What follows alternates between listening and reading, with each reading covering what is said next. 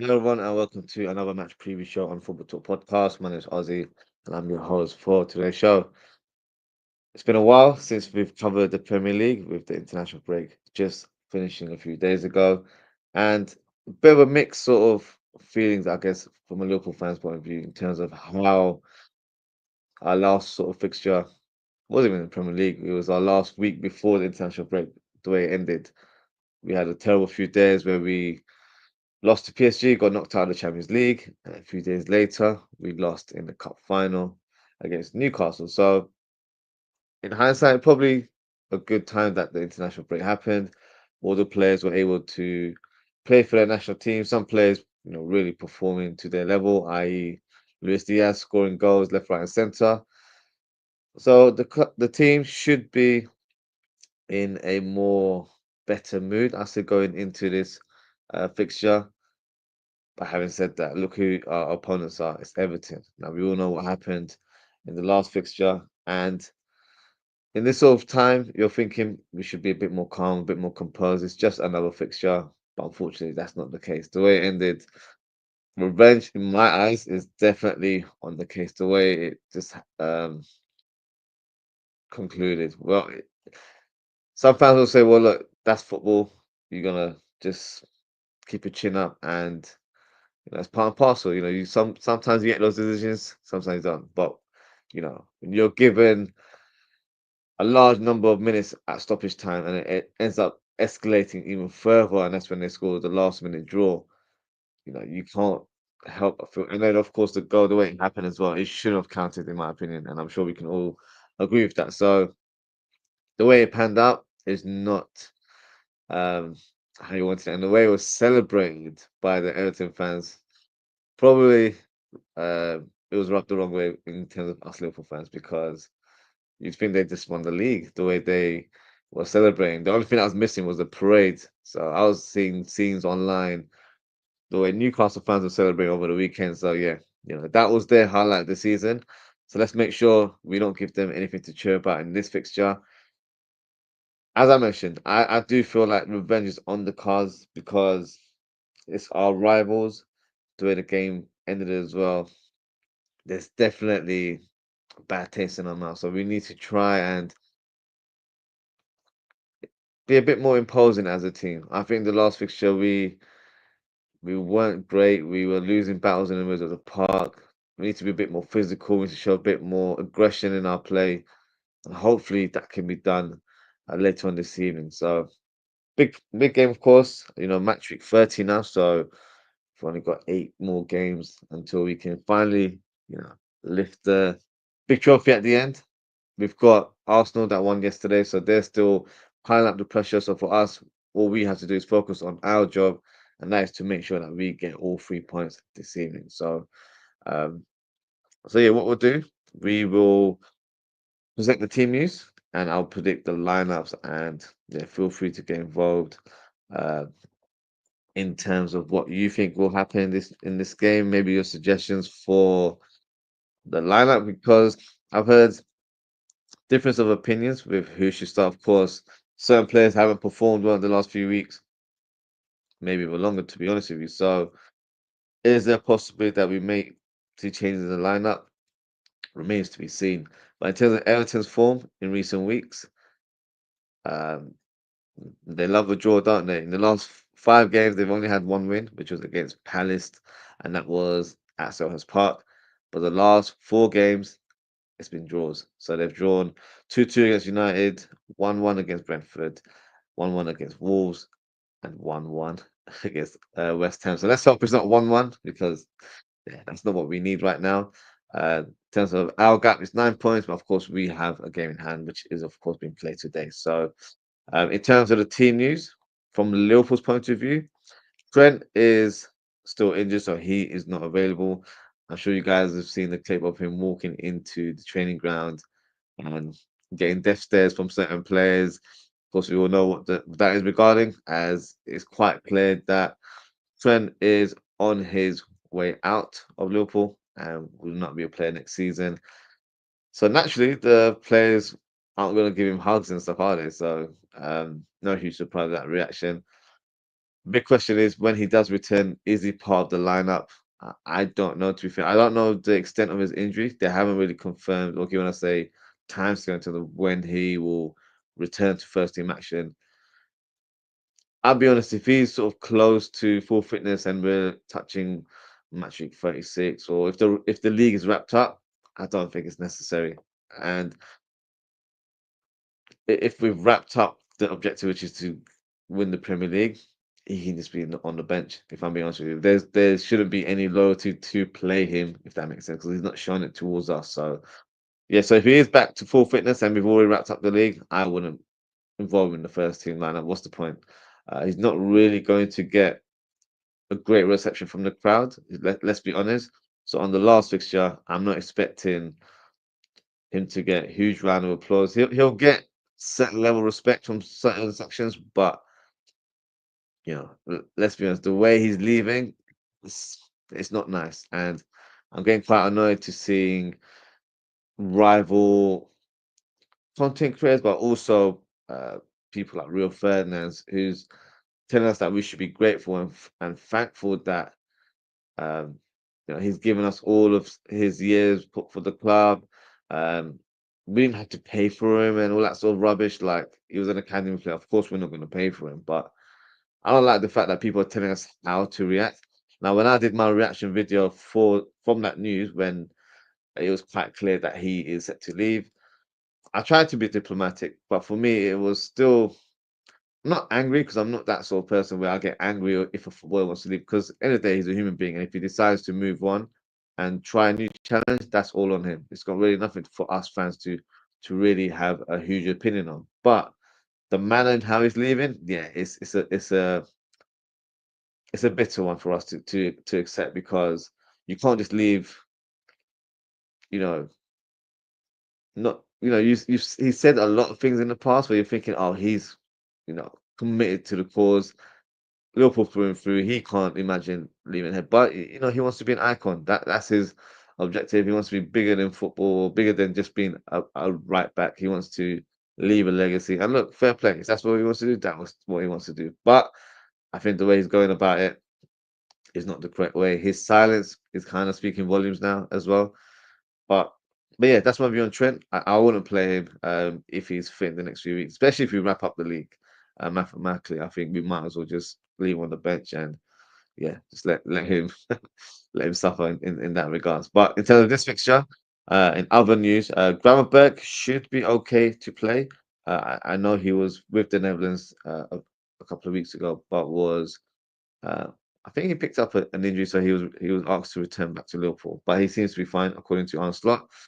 Allison was also injured on international duty. He is training now, so he should be fit for this game. And some good news, Conor Bradley has started some training as well. So he may not be available to start this fixture, but he could make a surprise sort of selection on the bench. So he could be available. But even if he was on the bench, if you really need to, then I'd put him on. But I think it might be best for him to just sit this one out, and then we can kind of revisit him for the upcoming fixtures that will be happening very shortly as well.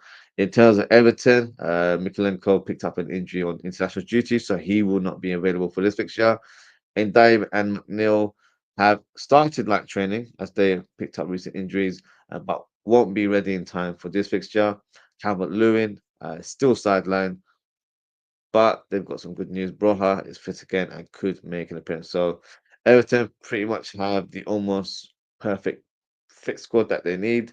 Um, but let's see how they match us in terms of their team lineup. So what we'll do now, we'll present the team lineup and we can um, predict who I think will start, and I can discuss sort of tactical breakdowns as well. So we'll start with the away team, and then we can talk in more detail with regards to Liverpool. Now, in terms of Everton, not who's surprised who goes in goal. It will be Pickford. As I mentioned earlier on, Mikalenko's injured, so I expect Ashley Young to start at left back. And then you've got O'Brien, who's pretty much been the mainstay there at right back, even though he's traditionally a centre back. And then the centre back pairing will be Tarkovsky, who of course got the last minute draw. It felt like a winner for the Everton fans, but yeah, it was still a point. So so he'll be playing, and it'll be Bradway as well. There we go. So that is the back four. No sort of huge surprises in terms of what I'm seeing. Ashley Young, yeah, that's the player we need to target on that right hand side. So of course, most likely to be Mo Salah. I expect him to, be aggressive and attack that byline a little bit more. Now, in terms of the double pivot, we've got Gay, who will play in the middle of the park. There you go. There he is. And then alongside him will be Ghana. And a player that's put himself in the starting lineup is Alcaraz, who had a very sort of good cameo from a Liverpool, so from an Everton point of view, not a Liverpool point of view. From an Everton point of view, I think this is the player, even though he's still listed as Southampton because that was his former club. Well, he moved elsewhere after that, but yeah, that was one of his former clubs. So that's him over there. And then you've got Doucouré. I really hope someone clamps him in this one. That's not the Doucouré that I'm after. Uh, let's try that again. Doucouré. There we go. That's the one. That's the one we need to clamp. So hopefully, Liverpool players can be a bit more aggressive on him, even if it's not their nature. They got to show something because with these sort of games, if you look at our history, especially in the opening 5-10 minutes, Steven Gerrard used to do it where he used to, produce a very aggressive tackle, and that will set up the message to let the opponent and let the fans know of the opposite side that we mean business today. So someone needs to do that from outside. Our players generally aren't that aggressive in comparison to what Steven Gerrard used to do back in the day. But someone's got to step up to the plate and show that. So I definitely think, yeah, you don't have to try and break his leg, but you got to show him that what he did in the last fixture was wrong, and yeah, you've got to pay for the consequences. So that would be my viewpoint in terms of going into this fixture. Um, and then we've got Harrison on the right hand side, and then we've got Beto up top. So that will be the lineup for me in terms of what I'm seeing for Everton. Um, Beto surprisingly had a fantastic game against us that day, and he's been in good form as well. He's covered Cavaloon very well. They've got Broha as well, so if they need to bring him on, he's another decent option for them from off the bench. But yeah, this is probably the best team that they have available, so they don't really pose too much threat. The only person that could be a tricky opponent is Alcaraz. He's generally a centre midfielder, but playing on the left side, he'll cut in a bit more and cause a bit of havoc there. Aggressive, has a decent shot on him as well. So definitely want to look out for. Harrison has good delivery as well with left foot, so he'll tend to cut in and produce crosses from there. And with Beto, I think Kanate needs to show more aggression. In the last fixture, I wouldn't say he got found out, but he did let Beto go through on a number of occasions. And yeah, that can't happen again. So we need to make sure we're more physical in our one-on-one duels. Now, on to Liverpool. As I mentioned, I do think Alisson will face Everton in this fixture, even though he did pick up an injury for um, Brazil. But I do expect him to be around. Now, in terms of the defense, I'm expecting Robertson to start on the left-hand side. No huge surprise there. I've got Van Dijk and Konate alongside him.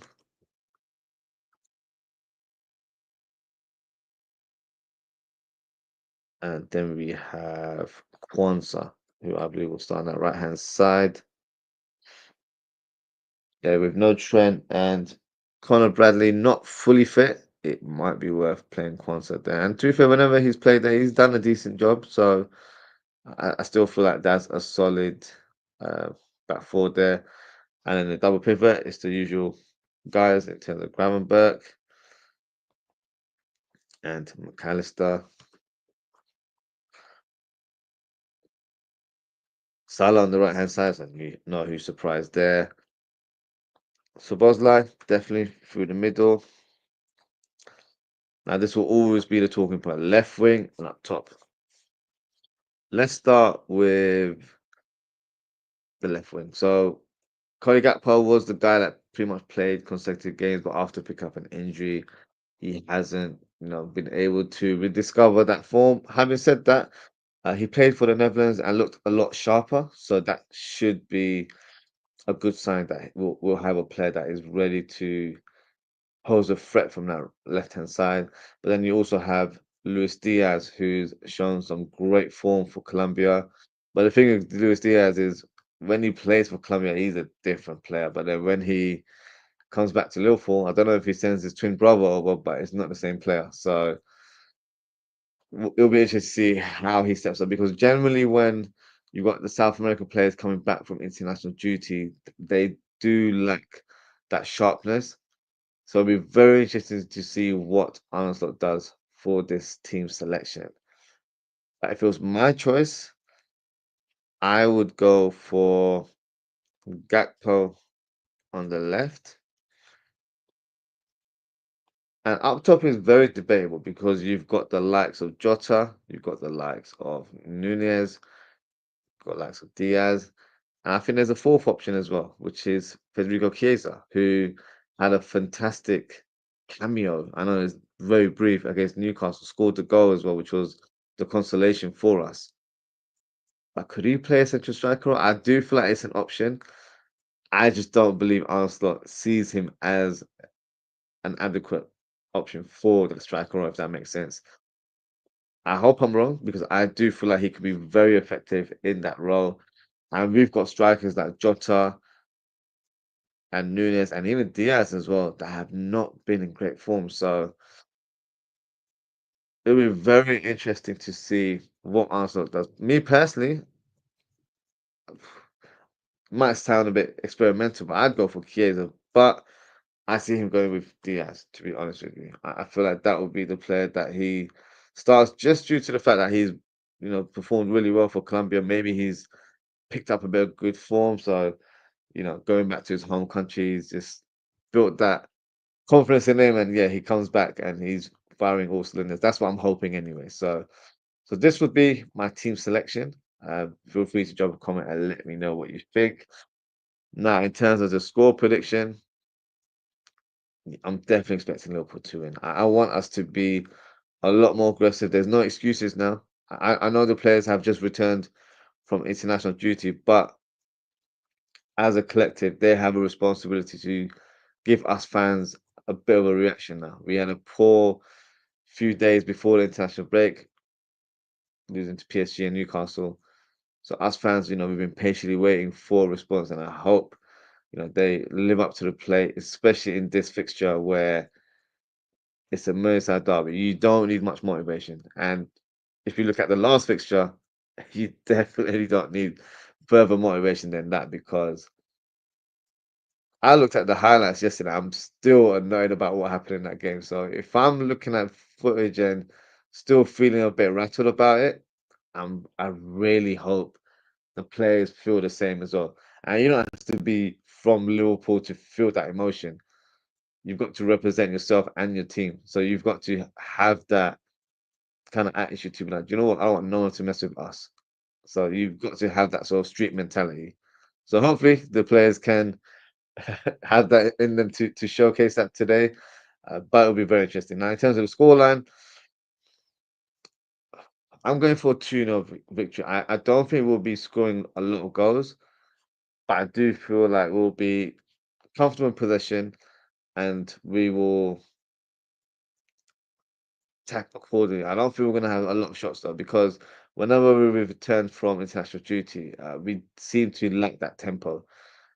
But obviously, with it being Anfield, hopefully that gives them a bit of motivation, and hopefully the crowds can help with it being an evening fixture, which is, it sounds silly, but it could be a deciding factor. If it was like a midday kickoff, then I'm probably going to go for like a 1-0, if I'm being honest. But I'm going for 2-0 victory today. So hopefully that can happen today. So that is it in terms of the match preview. Thank you so much for tuning in. I'm just going to go through some of the comments before we close the show. Um, J. Kismet says, best well, big up, J. Kismet. I hope you're well. Uncle Ross says, big up, my brother. Big up, Uncle Ross. I hope you're doing good as well.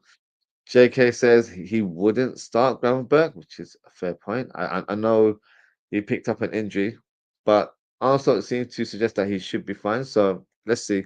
If yeah, the interesting option would be that you bring on Jones. And I don't know how Jones will be because I feel like he'll be a bit of a hothead.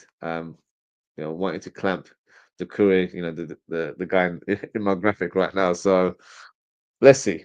Um, be very interesting. It might just be with international duty. There's always times where coaches will pull out a player just say, "Look, I need you back. I need you for the upcoming fixtures." So just say, you're feeling a bit of a muscle strain, and just return back to Liverpool, and that might have happened. Probably not, you know, ethically correct, but you got to look out for yourself sometimes, and I think that's what probably happened there. JK says gap on the left for sure, 100%. I think so. True about Diaz, yeah.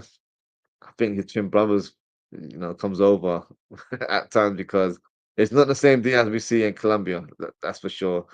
Uh, Uncle saying big up to JK, and JK's going for Darwin through the middle, which is interesting. I haven't seen much of Darwin in terms of what he's done for international duty, but I don't know.